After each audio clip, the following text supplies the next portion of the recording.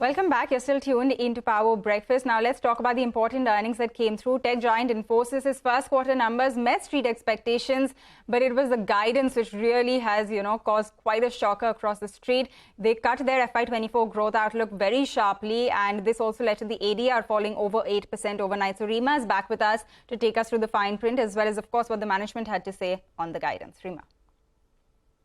Thanks so much for that. As you pointed out, despite an inline steady first quarter, Infosys has gone ahead and sharply revised its top-line guidance. Earlier, they were anticipating that in FY24, revenue growth will be between 4 to 7%. But in just 3 months, that top-line guidance has been revised lower to 1 to 3.5%. So that's a very sharp cut that we've seen. That said, Q1 numbers are in line. The company's clocked in a constant currency revenue growth of 1%, slightly ahead of consensus expectations and better than what peers had reported.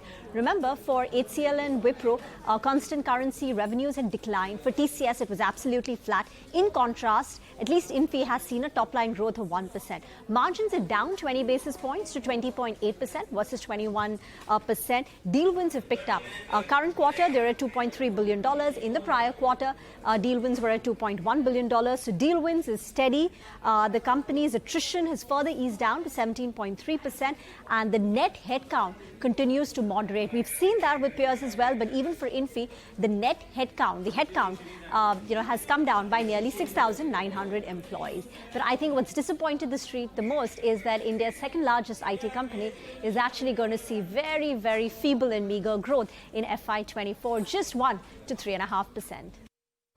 All right, Rima, thanks a lot for taking us through all of those details on Infosys. Clearly, it's going to be the big stock to watch today, along with the entire IT pack as well. But